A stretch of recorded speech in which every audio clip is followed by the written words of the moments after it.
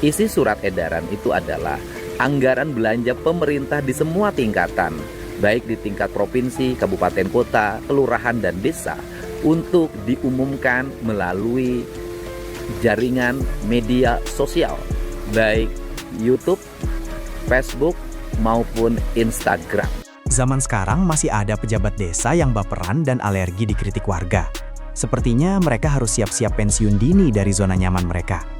Isu panas sedang membara ketika seorang warga kecil yang hanya ingin jalannya diperbaiki malah dikeroyok mentalnya oleh arogansi kekuasaan. Netizen pun geram, kemana larinya miliaran dana desa kalau aspal saja tidak mampu dibeli?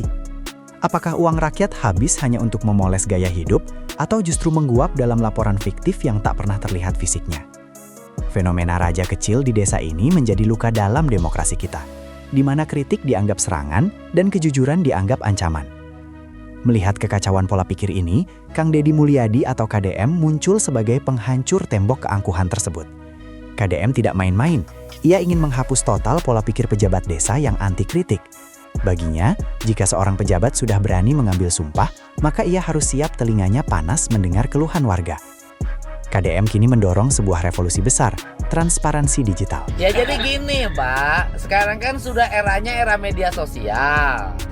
Saya hari ini kan buat surat edaran Pak. Jadi Bapak mencantumkan rencana belanja desanya yang bersumber dari dana desa dan sumber-sumber lainnya oleh Bapak dimasukin di media sosial aja Pak, di YouTube, di IG, di Facebook, kan ada operator IT desa. Tidak ada lagi cerita papan anggaran disembunyikan di belakang kantor desa atau rincian biaya yang hanya diketahui oleh lingkaran dalam saja. KDM menuntut agar setiap rupiah dana desa diposting secara terbuka di media sosial, mulai dari TikTok, Facebook, hingga Instagram. Isu yang diangkat KDM sangat jelas. Jika kalian bersih, kenapa harus risih? Dengan memaksa transparansi secara digital, KDM ingin memutus rantai dugaan penggelapan uang rakyat yang selama ini tertutup rapat. Ini adalah cara paling ampuh untuk membuat para oknum pejabat ketar-ketir. Tidak ada lagi ruang untuk bermain anggaran di bawah meja, karena mata netizen dan seluruh warga akan mengawasi langsung dari layar ponsel mereka. KDM ingin mengubah wajah pelayanan desa dari yang awalnya penuh arogansi kekuasaan dan gaya memerintah menjadi etika pelayanan yang humanis dan rendah hati. Netizen sangat mendukung langkah ini karena KDM mengerti bahwa pejabat adalah pelayan, bukan majikan. Kalau saya tegas aja, nanti itu Inspektorat Provinsi Jawa Barat nanti mau audit dana desa Bapak. Iya, iya. Bapak siap diaudit kan? Iya, Pak. Oh iya, diaudit aja, bentuk keterbukaan publik. KDM menekankan bahwa etika pelayanan harus jauh di atas ego pribadi. Jika warga mengadu tentang jalan rusak, solusinya adalah aspal, bukan intimidasi. Jika warga bertanya soal anggaran, jawabannya adalah data, bukan ancaman. Langkah KDM yang pasang badan untuk melindungi mereka yang vokal adalah bukti nyata bahwa kekuatan rakyat tidak boleh diremehkan.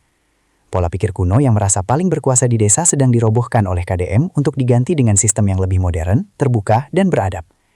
Inilah alasan mengapa KDM selalu di hati netizen. Ia tidak hanya bicara teori, tapi langsung menekan akar permasalahannya. KDM ingin memastikan bahwa di masa depan tidak boleh ada lagi warga yang gemetar ketakutan hanya karena menuntut haknya. Dengan transparansi digital yang dipaksakan ini, KDM sedang membangun fondasi baru di mana kejujuran adalah mata uang tertinggi dalam pelayanan publik. Saatnya pejabat desa sadar bahwa di era digital ini, siapa yang tidak transparan akan tertinggal, dan siapa yang arogan akan segera tumbang oleh kekuatan suara rakyat yang bersatu. Gimana menurut kalian?